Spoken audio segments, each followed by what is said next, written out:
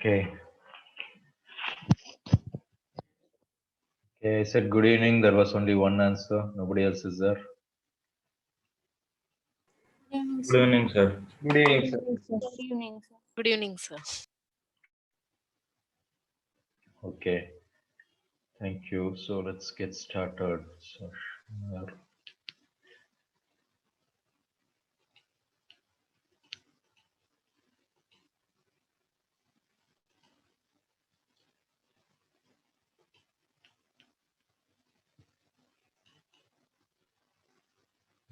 physics handbook.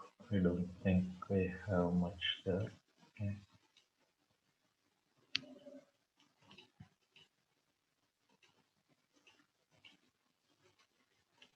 Okay, so last class I think we studied a very important concept, which is vector addition and vector subtraction, right? The vectors addition, we said root of a squared plus b squared plus 2ab cos theta, right? Remember that? So that is your resultant, or you can say a plus b magnitude of the vectors. And then we said tan alpha is equal to b sine theta divided by a plus b cos theta.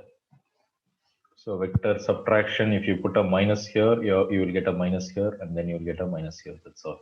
So put minus here, minus here, minus here. That's all. So these two things you have to remember for vector addition and vector subtraction. And then we studied type 1 problem and type 2 problem. Okay, type 1 problem, something like a man crossing the river. So that means he is applying a force on himself.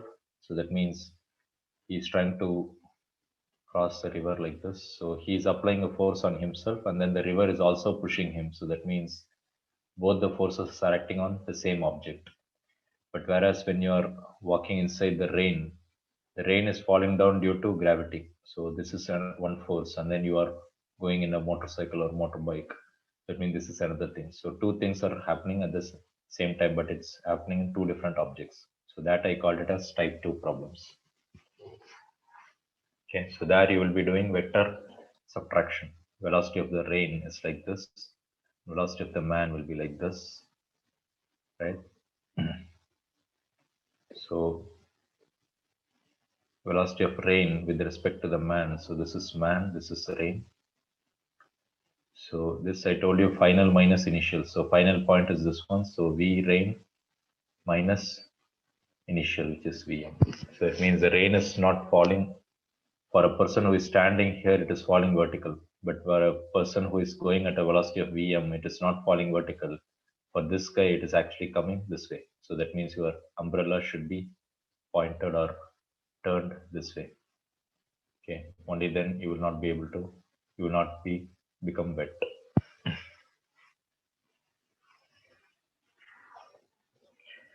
Any questions? This is what we saw in the last class. No doubts? Kirtan, clear? Yes, sir. Okay. See.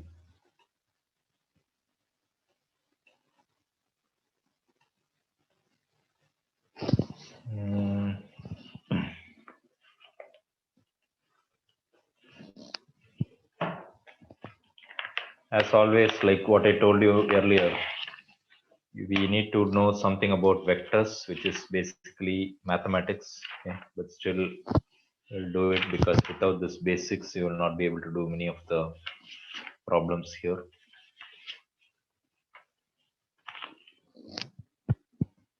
Other than that, in vector addition, you have some other laws, something like if you take A here and B here, I told you you can make a parallelogram. Then this is your law of parallelogram, law of vector addition, right? So this is your resultant. So this is parallelogram.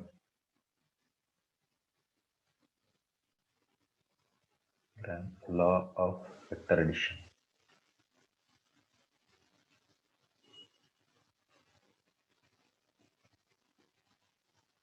So similarly, if you had A here, so here the tails should be touching each other. Okay, tails touching. But if you put the next vector over here, same thing. Suppose if I put the b over here, you know that this will be a resultant. So if you draw it like this is called triangular law of vector addition.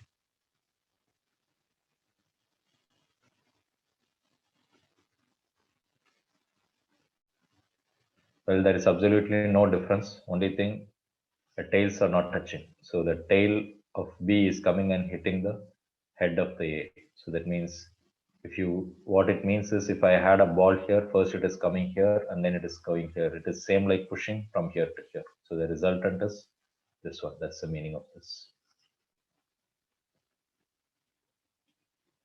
Next one is, let's say I have a ball here, I'm pushing it this way, then I'm pushing it this way, and then I'm pushing it this way, and I'm pushing it this way. Somebody is pushing this way, and it's coming over here. So this entire movement is same as pushing from here to here. So that means for this entire vector addition, right, this is my resultant. So this is my R. So A, B, C vector, D vector, E vector, F vector. So I can keep on adding. Okay. It need not be like this. It can be coming inside this arrow also, nothing wrong in it, right? So at the end of the day, what matters is the initial point and the final point. So that means the resultant R is equal to A plus B plus C plus D. So you can put dot dot dot. Okay, so that means how many vectors, whatever vectors you have, you can put all of them. This law is called polygon law of vector addition. Polygon law of vector addition.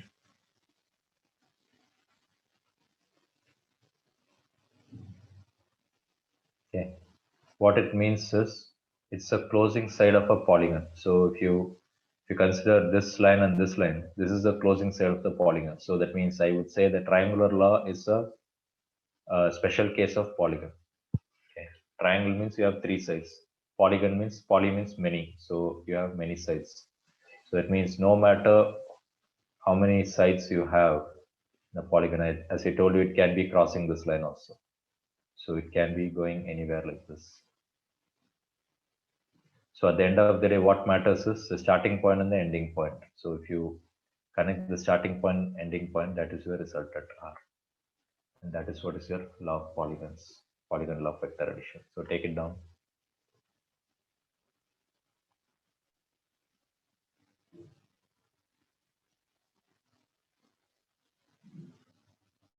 So what this means is instead of having so many different movements, I can just push it directly from here to here. That's the meaning of this.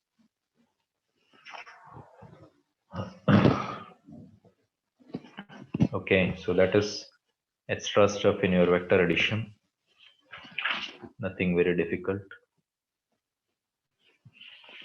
Okay, extremely important concept called resolution of vectors. So what we saw right now was vector addition so far.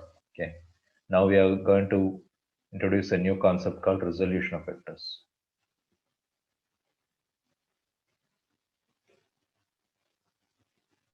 You can say resolution of vectors, or you can say resolving of vectors. What do you mean by this word resolution or resolving? Any idea?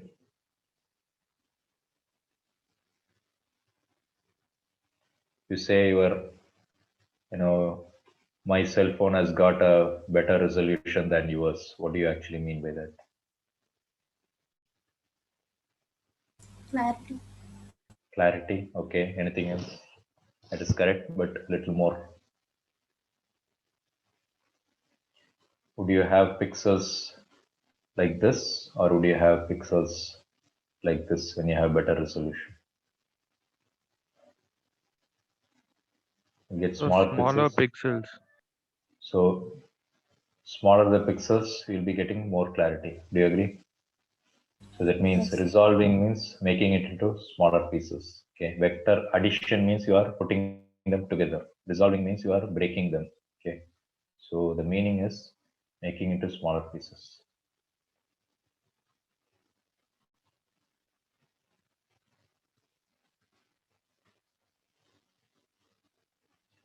So that's the meaning of it. But what we do is usually we will, suppose if I had a force this way, what I will do is if this is theta, I will say that this force can be resolved into two components. One component is along the x-axis. So I will say this is fx component, and I will say this is fy component. So why? Because in our calculations, very often if we keep it in the x direction, y direction, things will become very, very easy. So to make it easier, right?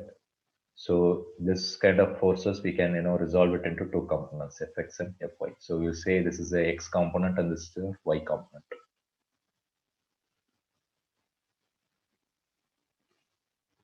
So fx, I will say it is equal to f cos theta. Fy, I will say it is equal to f sin theta. Okay, of course I'm talking about the magnitude here. So I'll make a note here, it's only the magnitude. Okay, why? Because think about it. Suppose if I put a triangle here, this is your opposite and this is your adjacent, right? Adjacent means nearby. This is your hypotenuse, opposite to the 90 degree. That means this is your adjacent side, this is your opposite side. So if I take cos theta is equal to adjacent side is your fx divided by the hypotenuse side is your f. So it means if I want fx, what should I do? F comes on this side, so it will become f cos theta. Similarly, if I do sine theta, opposite by hypotenuse. So this is your fy divided by f. So that means if I want fy, bring the f on this side. So that's your f sine theta. And that is what is called resolution of vectors. So very often we'll be breaking into two pieces such that one is on the x-axis and one is on the y-axis, provided we know the angle. Any questions? Very simple. And this you are going to be using wherever you go. Okay. So again, as I told you, all these things, what you're studying is your ABCDs. Okay. If you don't know this, you're going to be struggling later on, whether it's in 12th standard or even in 11th standard, 12th standard, entrance exams, college, everywhere you'll be studying, struggling if you don't know the ABCDs. So study them carefully.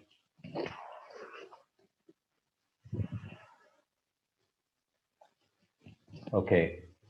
So this is your F, and now I'm saying sometimes in the question, right, instead of giving the theta over here, they'll give the theta over here. Again, I'm going to call this as fx because it's the x component and this is your fy component. Now tell me, fx will be f cos theta or f sin theta? Sir, we can take that angle as 90 minus theta, sir. 90 minus theta. Okay, very good. So you're saying So take this sine as, of 90 minus theta is nothing but cos theta. no, if it is adjacent side, you are supposed to write f. That's what I meant to say, sir. 90 minus theta, right? So cos 90 minus theta will become f sin theta. So similarly, this will become f cos theta. Okay. Or if that is confusing, just this is theta, so this is your adjacent side. So adjacent side will be getting cos. The opposite side is this is your opposite side. The opposite side is your fx. So that means fx will be getting sin theta. Anybody not following this?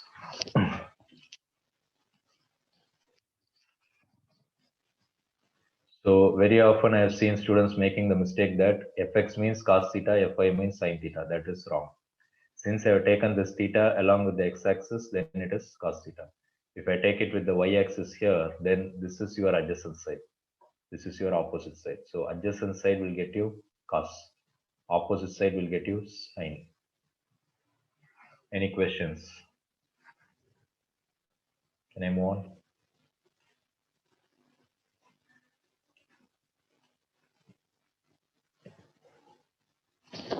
Okay. So you know something about resolution of vectors. Okay. Let's see.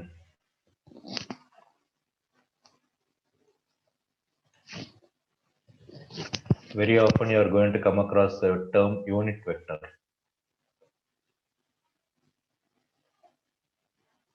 So again, all these things are mathematics. Okay. So unfortunately, 11th standard mathematics is kind of messed up. Okay. You don't have any of these basics given in your 11th standard mathematics. So you have to wait until your 12th standard. So if you keep waiting, you'll not understand any of the physics. So that's why I'm teaching you maths right now. So if I take this as my A vector, let's say this is like a 10 centimeter. So if I say unit vector in the direction of A, unit vector in the direction of A vector, right? You should read this as A vector. You should not read it as A. So what this means is the magnitude should be 1. So that means I'll be considering 1 centimeter over here in the same direction. Okay. Because of my mouse pen, it's not going straight. Okay, you take it down properly. Yeah, so now it's better. So it's in the same direction, and let's say this is 1 centimeter. So it means unit vector means 1 unit, but it should be in the same direction. So you see, this and this are in the same direction. So this I would call it as unit vector. Okay, unit vector in the direction of A. So the magnitude will be 1.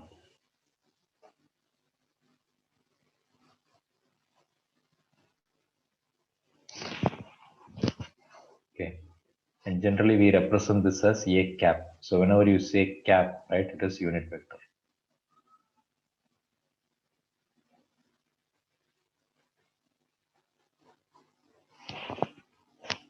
So this can be written as A cap is equal to, right? I can take the A vector and divide by 10 centimeter. Suppose if I divide this by 10, how did I get 1? I have to divide by this magnitude. So that means I have to divide by this magnitude. So whenever I take a vector and divide by its magnitude, I'll be getting the unit vector. Let me say that one more time. Suppose if you had a B vector like this, which is 5 centimeter, and if I want to find, so this is your B vector. So if I want to find the unit vector in this direction, which is B cap, then what should I do? Take this vector and divide by 5 centimeter, and that will give me 1 centimeter here. So similarly, if I want B cap, take the B vector and divide by the magnitude. This is what is meant by magnitude. Whereas this is a vector, and this is your unit vector.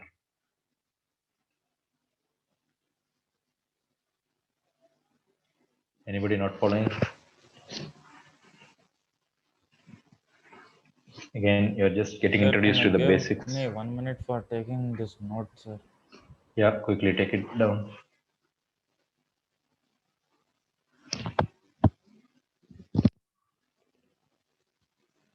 After copying, let me know. So unit vector means magnitude will always be 1. When I say 1 unit, it can be 1 centimeter, it can be 1 meter, it can be 1 kilometer, it can be anything, right? It can be 1 light year. So the magnitude is 1. That's the meaning of it. Even this centimeter meter is also wrong, right? It can be, if it is displacement, it will be in length, right? What if it is force? Then it will be 1 Newton, right? Something like that. If it is velocity, it will be 1 meter per second square, or it can be 1 kilometer per second square. It can be anything. Sorry, kilometer per hour. Okay, that's what I meant. So unit vector in that first diagram is 0.1, right, sir? Sorry? Unit vector in that first diagram, sir, is it 0.1 or 1 by 10? 0.1. Which one are you asking? I don't understand. Are First you asking diagram. this one? This is 1 Yes, sir. centimeter. 1 centimeter. I'm just giving a simple example. If this is 10 centimeter, your unit vector will be 1 centimeter. Alright, sir, now I got it. Okay, so similar to that, we have something called XY coordinates. So this is your x-axis, this is your y-axis, This is 90 degree. The reason I'm showing this is entire thing is kept on a paper. So only if I draw it like this, I'll be able to show the Z direction. That means this is your X, this is your Y, and this is your Z. So the unit vector in the X-axis, right, meaning 1 unit here, we call it as I cap. The unit vector in the Y direction, we call it as J cap. The unit vector in the Z direction, we call it as K cap. Okay, so take it down properly.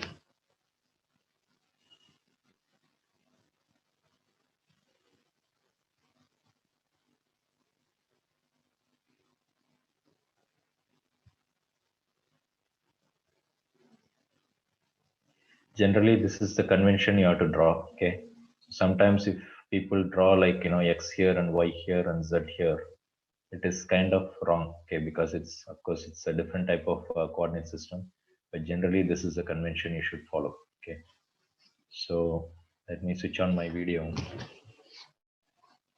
So look at this. It's called right hand thumb rule. Okay, so somewhere you in your 10th standard you have studied this in electricity and magnetism. So put your fingers along X, do it along with me. Put your fingers along X and fold it towards your Y, X to Y. Look at the thumb, and that is your Z. So this is called right-handed coordinate system. Okay, if it follows right-handed coordinate system, then it's called, you have to draw it like this. So all our conventions, we are using right-handed coordinate system. So you have to follow this. Okay. So you should not follow this one. Okay, this is called left-handed coordinate system. So you're not following this. So you should follow this one. Because if you see X to Y, put your fingers, let me switch on my video. Try it along with me. Put your fingers along X and fold it towards Y. So you'll see the thumb is pointing downwards, and that is your Z down positive, which in here I have shown the Z as upwards, which is wrong.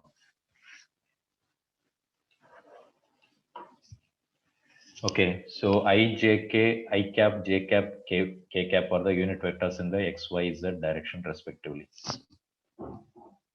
Okay. So why would you have such a system? Because mathematics is done to make it easier for us. Okay, mathematics is not complicated, right? So it makes our lives easier. So that means, suppose if I say 1 here, 2 here, 3 here, 4 here.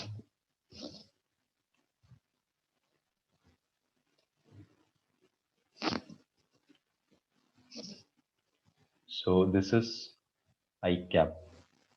So if I want a point over here, right?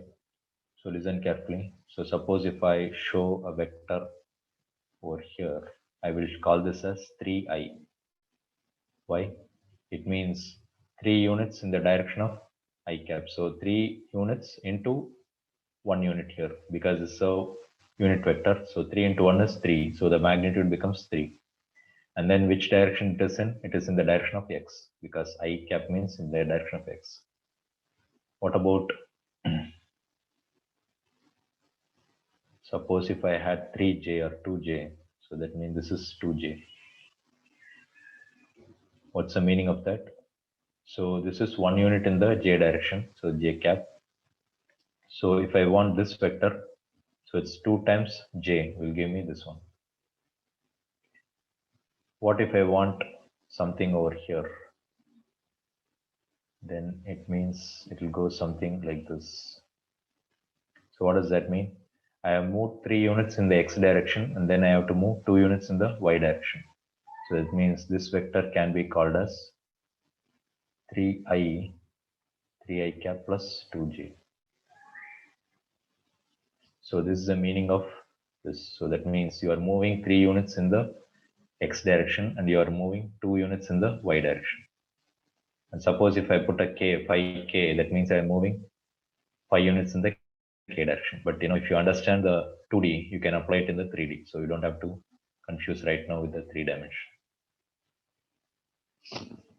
Any questions here? Very, very simple concept. This is same like your coordinate geometry. So how will you point this number? I mean this, how will you call this point? 3, 2. What do you mean by that? 3 units in the x-axis, 2 units in the y-axis. Only in the vector algebra, we call this as 3i plus 2j. So since this is giving you the position, right? So this is called position vector.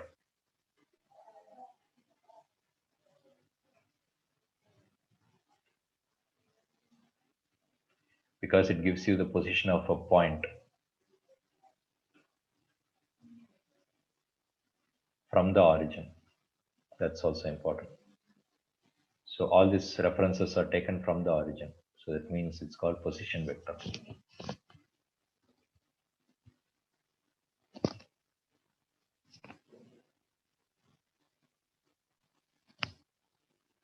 Any questions here?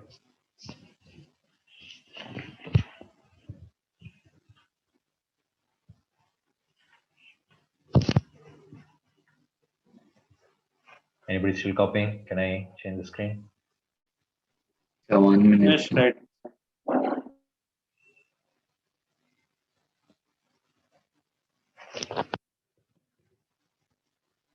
Done, sir. Yeah. Can anyone tell me, suppose if I say this vector, I'm going to call it as A vector. Can anyone tell me what will be the magnitude of A? What will be the magnitude of this line? This is 3 here, this is 2 here. So what will be this magnitude?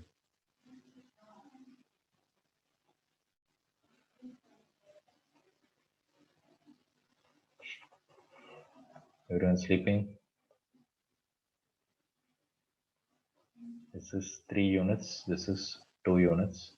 I'm asking you what will be the length of this line? Sir, 3i 3 plus square plus 2. 2 Square square. root of 3 square plus 2 square. Yeah. So you are saying somebody is saying 3i plus 2j, but I'm asking the magnitude. So this length. So if I want the Yes. length, 13. 3 squared plus 2 squared. 13, root 13. Yeah, I'm not interested in the final answer. I'm just interested only in this. Okay. So I don't care. 9 plus 4, yeah, root 13, you can write it. Okay. So, so what I'm trying to say here is it's your Pythagoras theorem. So this plus this. So similarly, whenever you see I and j, every time you don't have to draw this diagram.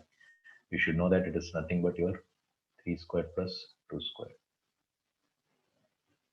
Okay, you can take this x squared and y squared here and then square root. Only if you know that it is coming from your Pythagoras, this formula will make sense. Okay, quickly take it down. So call this as magnitude of A. Magnitude of A vector.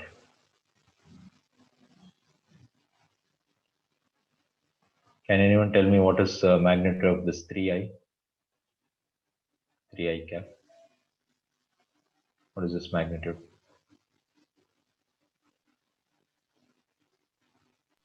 1, sir. From here to here, what is the length? I'm asking you the length. Three. Magnitude of this length. 3, So 3. 3, sir.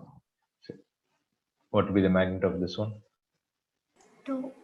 2, 2. sir. That's all. So that's all. No magnitude means I'm asking the total length. Okay. If I ask you the magnitude of I cap, then you have to say 1. J cap 1. Right. But if I ask you 3i, then the magnitude is 3. Okay. Anybody still copying? Can I move on? Okay. So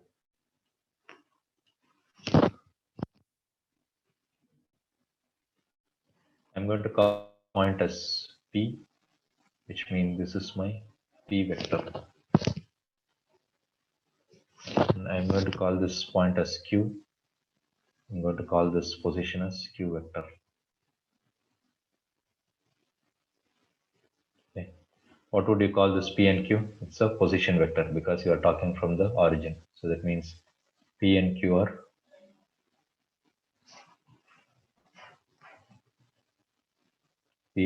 are position vectors.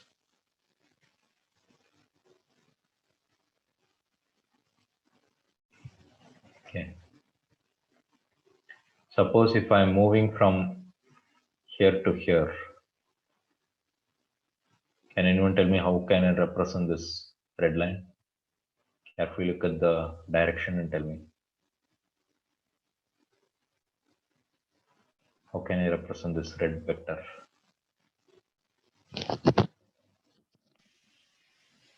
Already forgotten? Go back and check your notes, last class notes. Q vector minus P vector. So Yeah. So Q vector minus P vector. Why? Because final minus initial. So that means this is, you are coming from here to here. So that means final minus initial. So Q minus P. Okay. This Q minus P vector, remember this is also a vector, right? So my question for you is, you are moving from here to here. Is this something like position vector, or is it, pushing it from here to here? Does it give any position of a point from the origin? This one? No, sir. No, sir. No. So that means this one you should not call it as position vectors. This you should call it as displacement vector.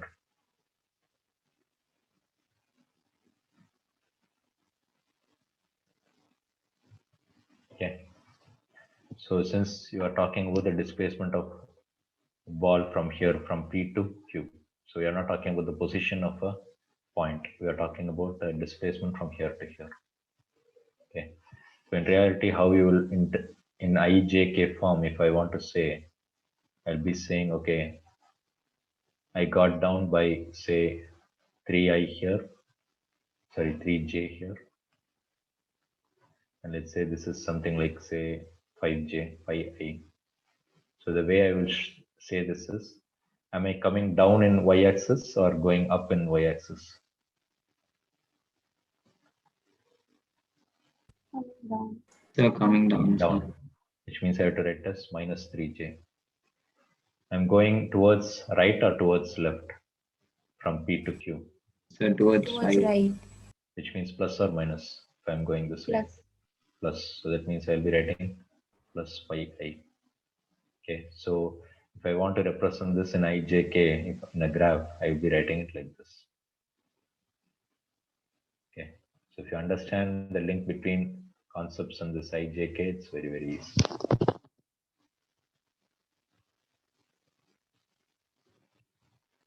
Any questions? No, sir.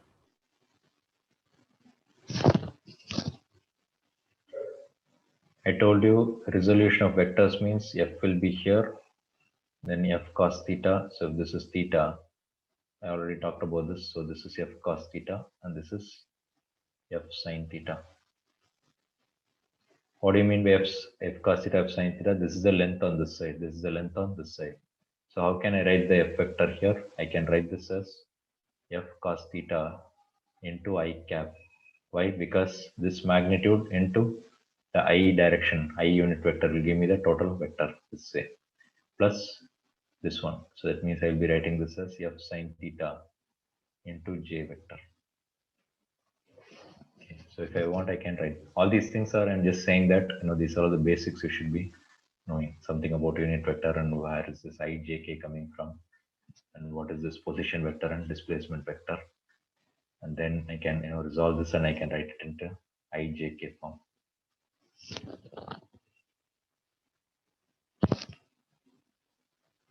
Here I forgot to say, we talked about the magnitude, I didn't talk about the angle. So what about this angle theta? So tan theta can be written as opposite by adjacent. So 2 by 3. And this is what you'll be studying in the formula as y direction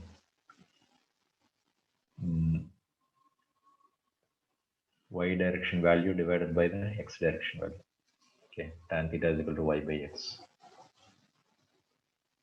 Here you'll be studying this as x squared plus y squared in the formula. So if you don't know where it is coming from, you will be mugging it up without understanding the logic. So it's just simply coming from your triangle.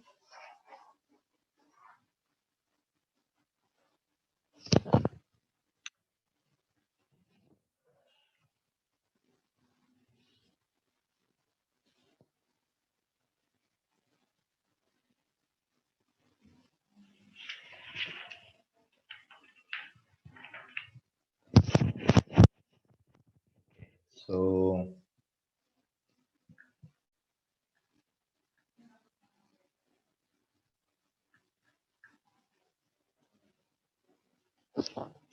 all these things are very basics, okay? So carefully listen. Only if you understand this simple mathematics, all the later problems will make more sense. Suppose if I consider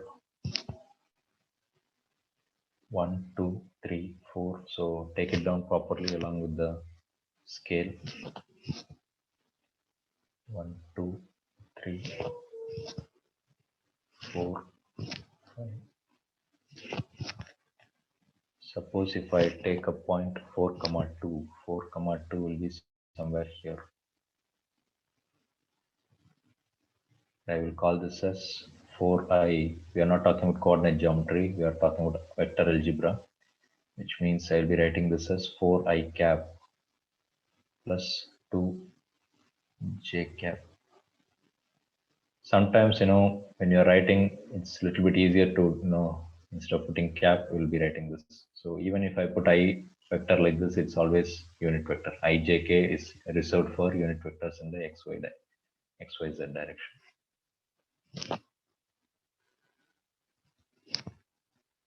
Suppose if I consider a point over here, which is 1, 3. So that means this vector will be shown as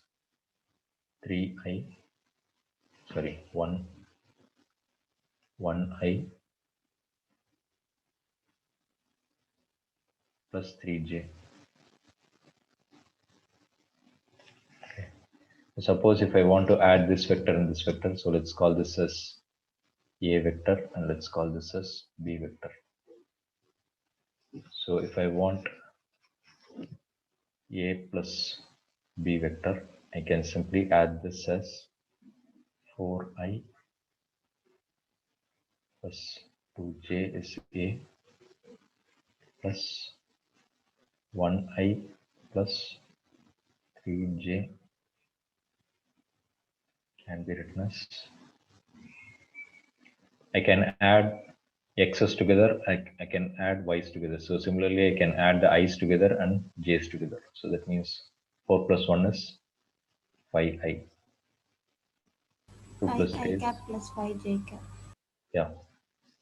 So what this means is your resultant is somewhere 5, 5. So somewhere here. So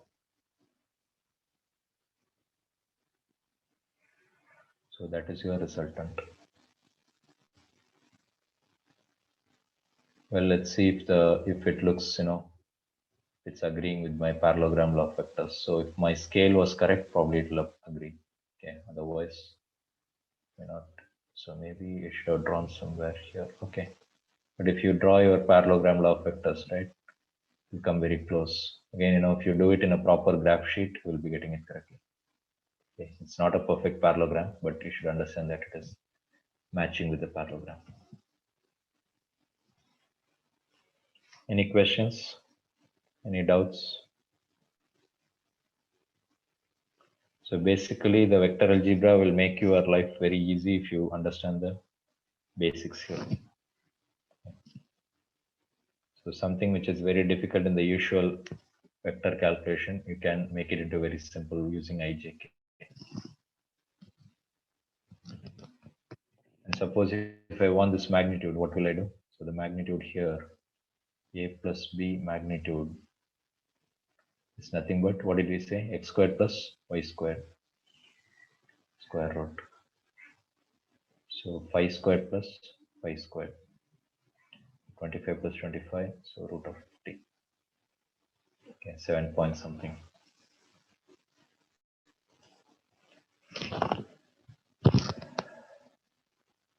And what about the angle? So most of the time we'll be taking the angle with respect to the x-axis in this kind of situation. Why? Because look at this. I'll be imagining a triangle somewhere here. So the bigger triangle. So that means this is your y-axis, y divided by x. So that means 5 by 5. So that means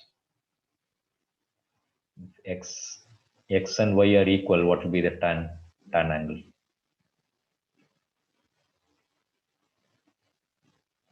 When will you get 1 in tan? So it's such a difficult question. 45. So theta will be 45 degree.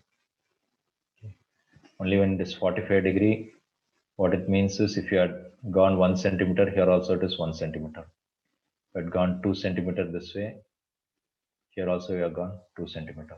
You had gone 100 kilometers here, you have gone 100 kilometers in the y-axis. Okay, so that's the meaning of this. But suppose if you want to find this angle, what will I do? I know this angle can be found from this yellow thing, right? So I know this angle. So this angle minus this angle will give me this angle with respect to this. But in vector algebra, most of the time we'll be taking the angle with respect to the x. Okay, x-axis. Any questions so far? I think we are talking about very simple things, but something new for you. So make sure you are, clearly understanding each and every step.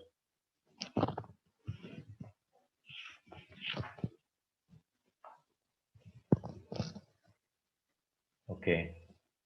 Then in your mathematics, I don't know if you have studied this in your some 9th standard or 10th standard. So if you take a triangle, I think if I remember correctly, in your 9th Can you standard. go up, sir? I'll check whether I have written everything. One minute, sir. Sir. Copy. Yes, sir.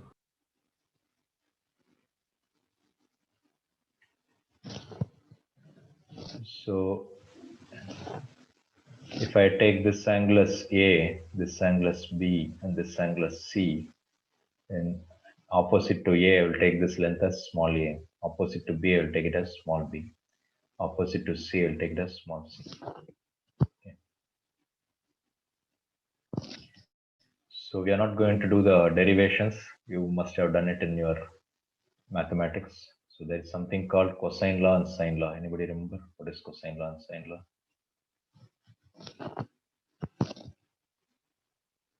Nobody knows. Okay. A square plus B square minus 2AB cos A.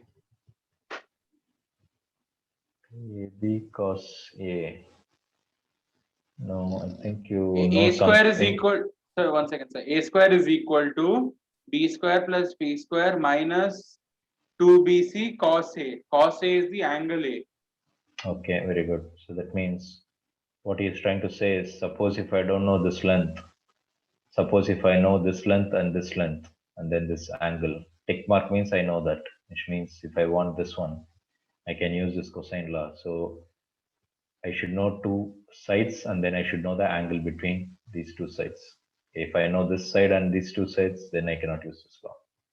So that means so what he was saying was a squared is given by this square plus this square minus 2bc cos A. So A is the angle between B and C. So take it down, this is what is called cosine law. The derivation is not very difficult. You can check it in your maths books, okay, if you are interested. Suppose if this angle is 90 degree, what will happen? This A is 90 degree means what will happen? Cos 90 will become 0, sir. 0, which means A squared is equal to B squared plus C squared, which is nothing but your Pythagoras, right? Similarly, it's not always like this. Suppose if I know A and C, but I know B, and I want to find the small b, then I can write this as b squared is equal to a squared plus c squared minus 2ac cos b. Okay, so this angle should be known. Similarly, if I want c square, if I want this one, and if I know this and this and this 1, 2, 3, then I can write it as a squared plus b squared minus 2ab cos c. Okay, so if you know one thing, you can write all the other things. So that is what is called cosine law. So very often you are going to use all these things. Okay, every time I will not be explaining you this. So once you know this, whenever I say, okay, use cosine law and get the answers, means you should be able to solve it. Similarly, there is something called sine law.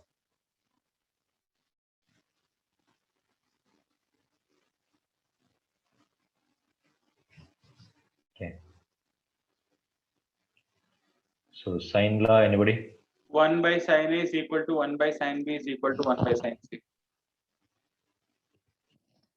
1 by sine A. Is equal to Hmm. 1 by sine B is equal to 1 by sine C.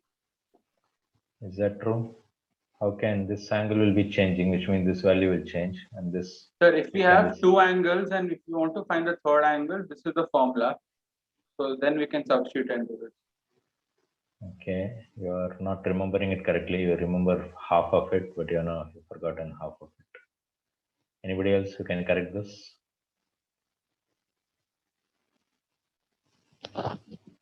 Nobody knows it. So sine A, opposite to it, you have length A, so you have to put the A. Similarly, sine B, opposite to that, you have to put that, sir. B. Yeah. So you forgot to put the length. Okay, if you put 1 here, it means A, B, C, all of them are equal, which is not true. Okay. So this is what is called sine law. Some books will give it as sine A by A is equal to sine B by small b is equal to sine C by small c. It's the same thing, taking the reciprocal. Okay, so take it down. Very often you're going to use these formulas, cosine law and sine law, in a triangle.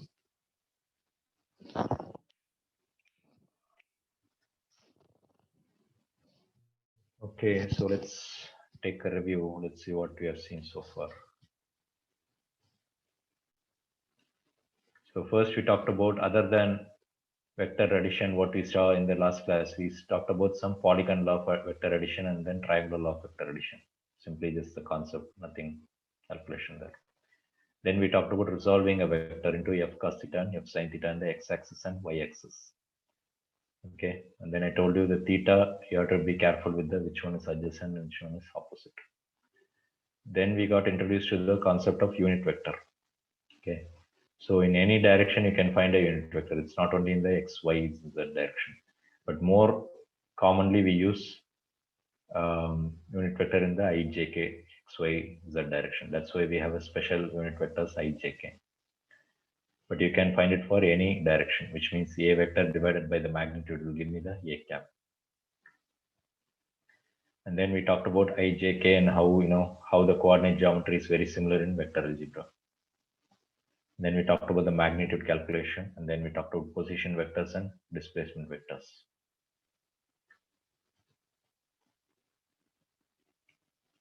And then we talked about sine law and cosine law. Then we did a small application here. Okay, so all these things are simple mathematics basics. Okay, so I don't think any of this is going to be asked in the exam, but only if you know this ABCDs, you'll be able to do numericals. Otherwise, you will not be able to do it. Nobody is going to ask you, write the cosine law. But if you don't know cosine law, you will not be able to do it in the numerical.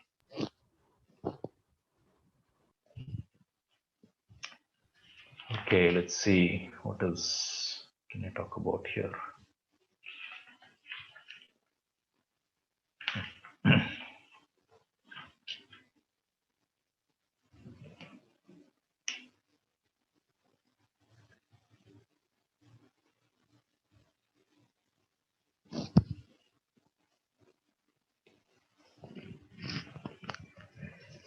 Okay, so then let us talk about motion in a plane. Okay, so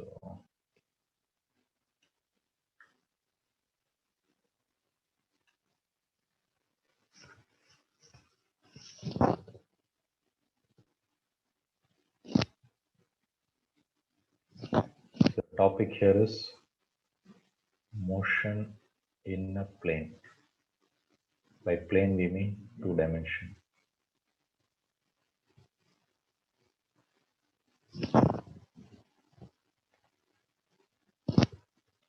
Suppose I call this location as R1 vector. If I call this as R2 vector,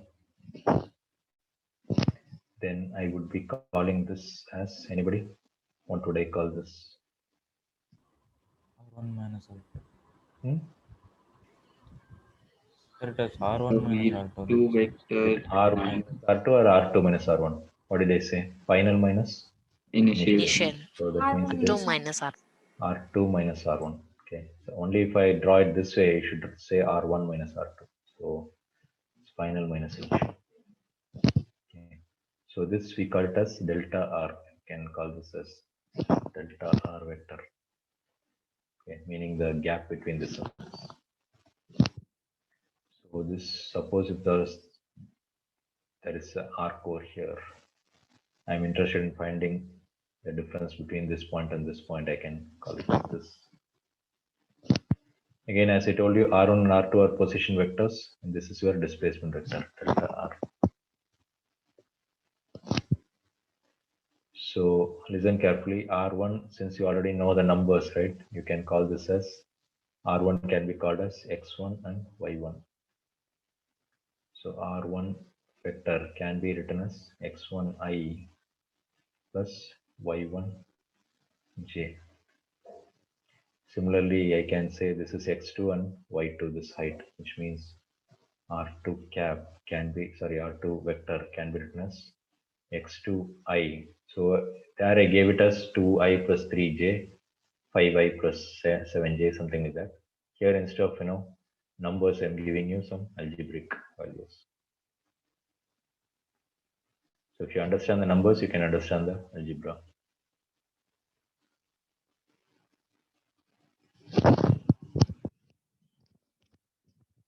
So delta R vector is equal to R2 cap minus R1 vector. I can subtract this, so it will become X2 minus X1. Okay, whatever I did it in the numbers, I'm just doing it in the algebra because this is what will be given in your textbooks. So you should not get confused with these things.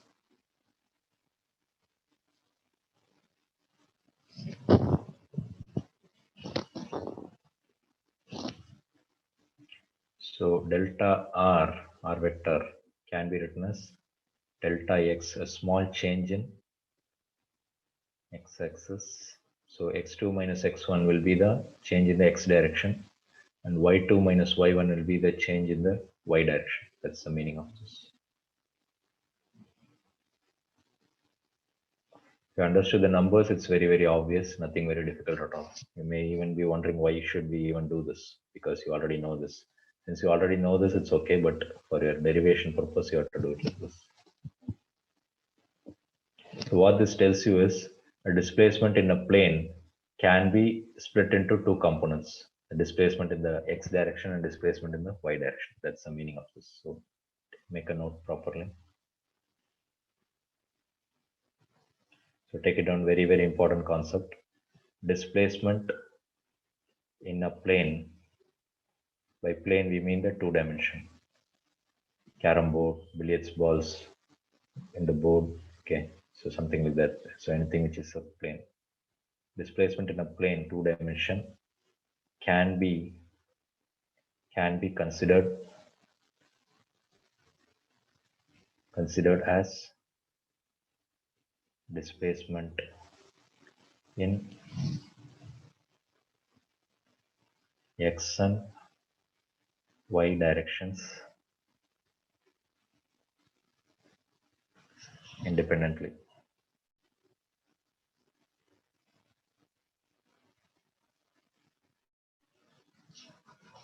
Okay, so what this means is you can consider the moment in a plane as two different motions, one in the X direction, one in the Y direction. That's all.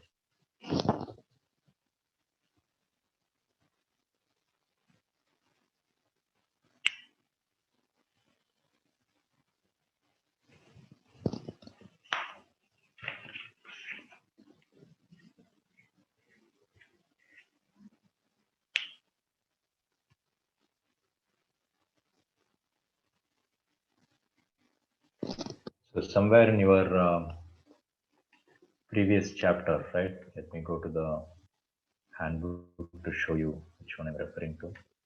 Maybe we'll talk about that first. So I told you an important concept where the displacement graph was looking something like this. So I told you this is your x1, this is your x2. Sorry, this is time. So that means this is your t1, this is your t2, this is your position, right? Position we call it as x. So don't get confused. Why am I writing x in the y-axis? Because this is a position time graph. Position time graph. So here we studied that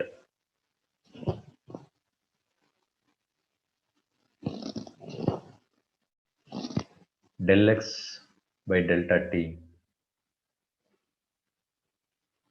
What is del x by delta t? This difference divided by this difference, which means it is this line. What do you think this del x by delta t will give me? Anybody? So change in velocity. No, it's just velocity, right? It's not change in velocity. Yes. So, but if you are considering only the final point and the initial point, what velocity will you get?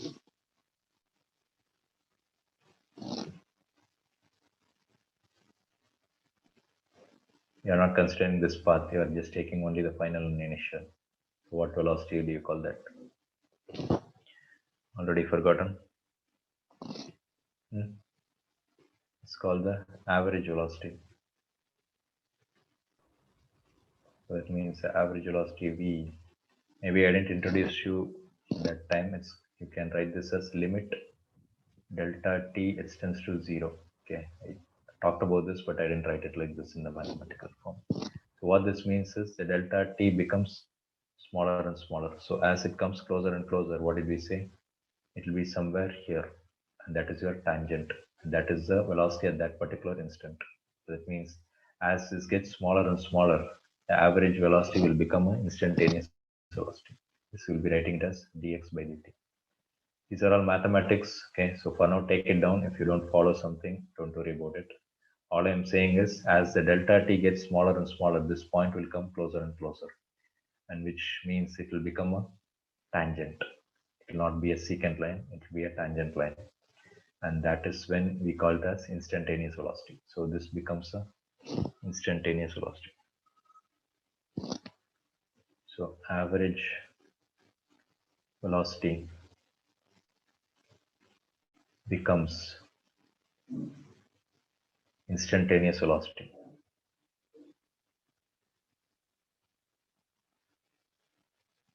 When will it become instantaneous velocity? When the time instant is very, very close. When delta t is almost close to 0 or approaches 0. Okay, you should read it as time approaches 0. You should not say it's equal to 0, it's approaches 0.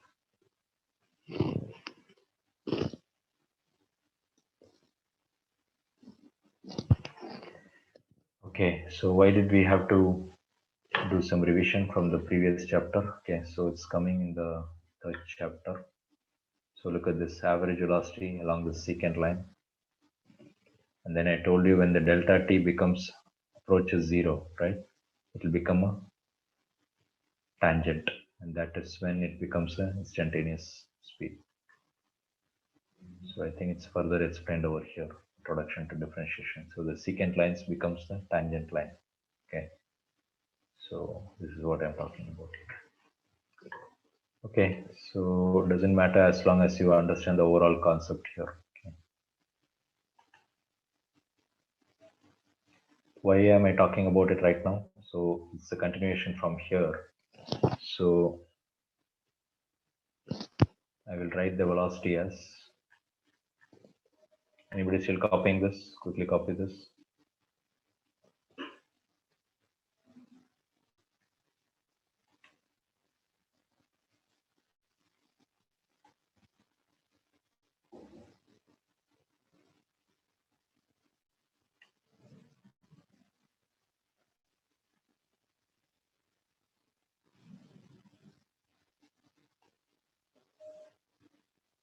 Done, sir. Done. Okay. So what we saw here in delta r, by r we mean the displacement. Okay. So r represents displacement. So I don't use x and y because x is displacement in the x direction, y is the displacement in the y direction. So r is something like it can be anywhere, it can be in the x and y direction. So that's why we use the r letter.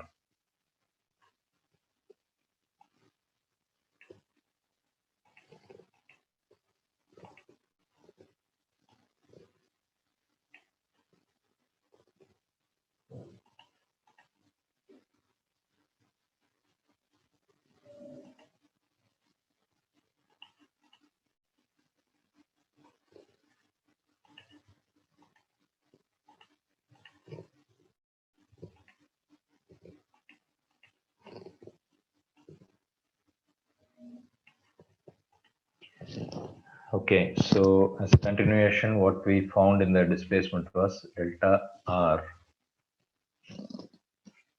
is equal to delta x I cap plus delta y j cap. This is where we stopped in the previous derivation displacement.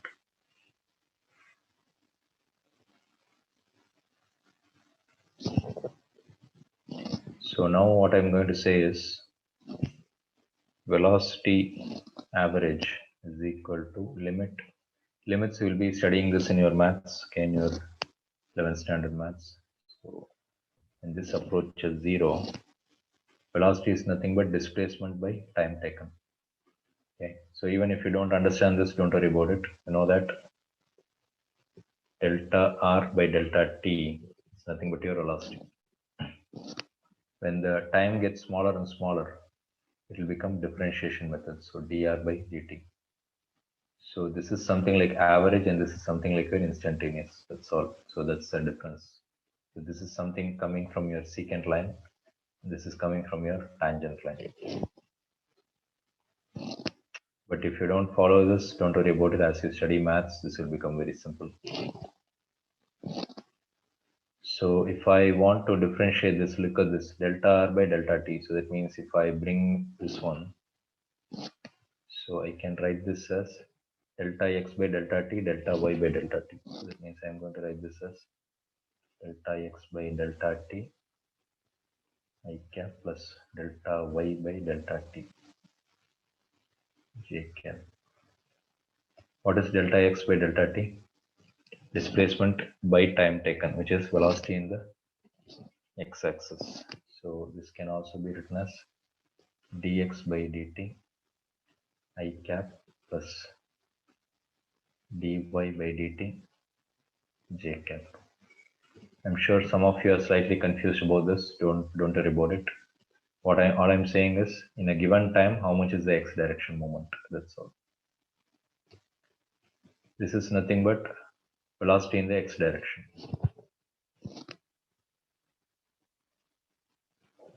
This is nothing but velocity in the y direction. And that is your total velocity. So that means the velocity at a given instant is given by this one. So displacement was given as delta x I plus delta y j, that is your displacement. Velocity at any point can be given as velocity in the x direction plus velocity in the y direction. That's all. So this is the meaning of that.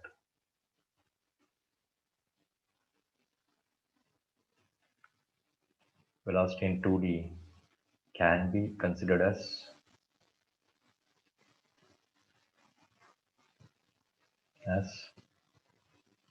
velocity in x direction and velocity in y direction.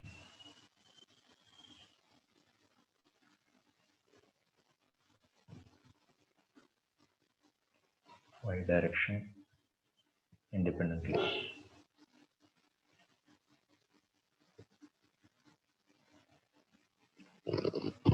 Anybody not following? Very simple, right? So here it is delta r is x plus xi plus yj. Here v is equal to vxi plus vyj. Same thing can be extended for acceleration. Okay, so very simple. If you understood this, if I differentiate velocity, I'll be getting acceleration. So I'm going to quickly do that. I'm not going to spend more time. So a is equal to limit is equal to limit delta t approaches 0. So delta v by delta t is your acceleration, which can also be written as dv by dt. In the case of delta t approaching 0, it will be written like this. So this can be written as delta vx divided by delta t I cap plus delta vy by delta t j cap. So this is nothing but dvx by dt I cap plus dvy divided by dt j cap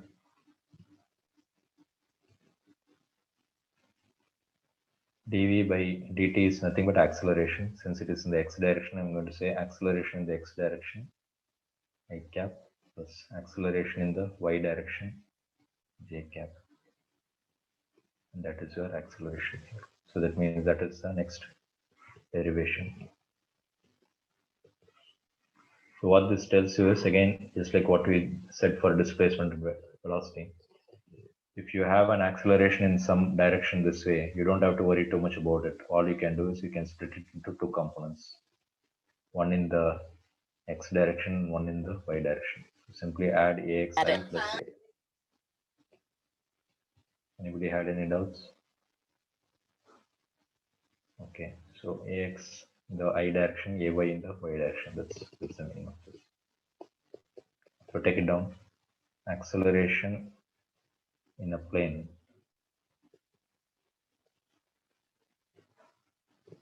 can be considered as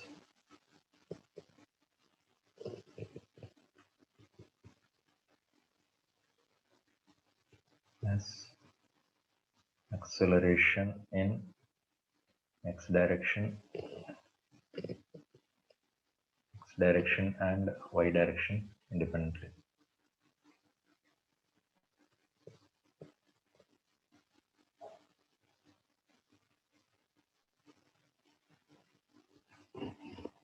Okay, so basically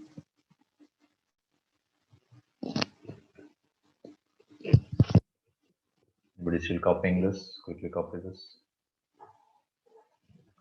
Motion in a plane 2D, that's what we are talking about right now.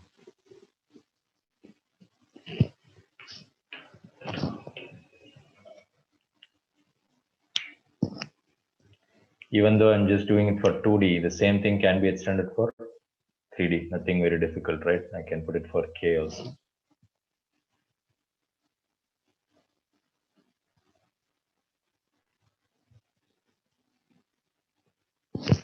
Okay. Anybody still copying? I'm on.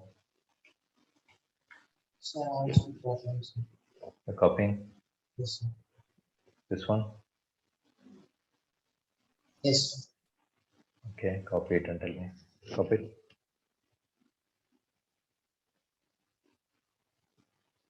Did you finish copying or still copying? One Finish that, please.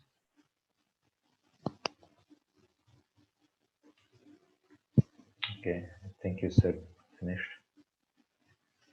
Here, yeah. Okay, so delta r is equal to delta x I cap plus delta y j cap.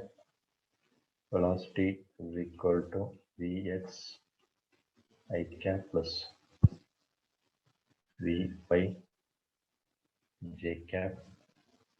Acceleration vector. Remember, all these things are vectors. Acceleration x plus acceleration y j cap. Can anyone tell me why we did not put a vector on this one? Why can't I put it like this? Anybody?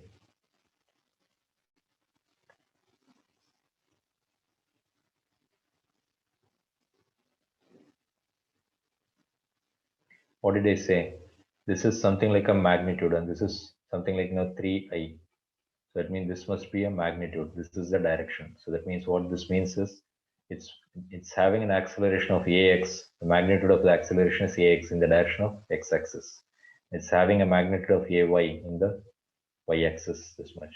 So that's the meaning of this. So that means these numbers are whatever is sitting in front of ijk, it is your magnitude. So you're not supposed to put the vectors in.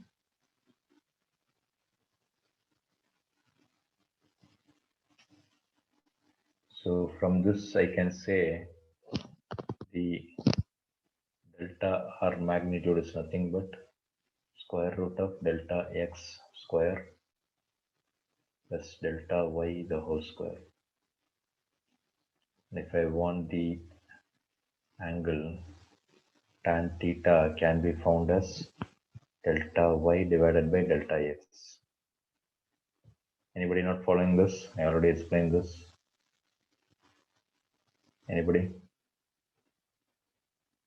Pythagoras theorem. And then the triangle. If I want the angle between them, when I say theta, it need not be the same theta. Okay. The angle will still remain the same, I think. So Vy by Vx.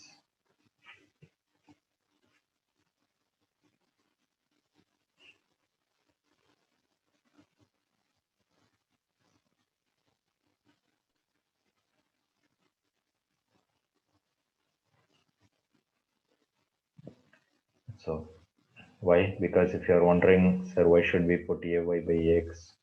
Again, we are talking about Ay is here, Ax is here, which means tan theta is opposite by adjacent. Same thing for Vx and Vy.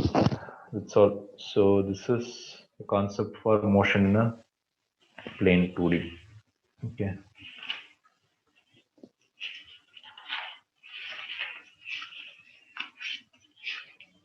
So that means we pretty much covered a lot of concepts here. Okay, today, a lot of mathematics basics, and then we applied one single concept, which is, this is, they may ask you in the exam, okay, to derive the velocity in a 2D, velocity acceleration in a 2D. So very, very simple derivation, nothing very difficult. As I told you, all the other things are fundamentals of mathematics, so I don't think they're going to ask you in the exam, but you should know this only, then you can do the numerical.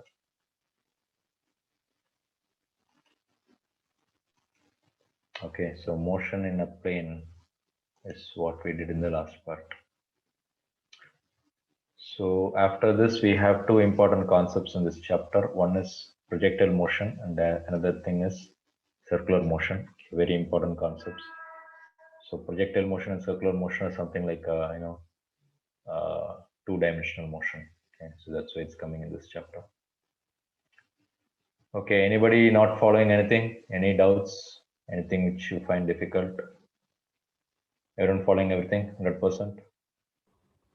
Yes, Able to no. understand, sir, but there are a lot of formulas, sir. This Lot of chapter is little formulas. bit. It contains a lot of formulas, sir. It is little bit difficult to memorize. That's okay. It's just you are getting introduced for the first time, so it may look overwhelming, but as you keep on using it, I'm sure it will become easy. Okay. Anything else? Anybody? Okay, so I'm going to stop here. If you have doubts,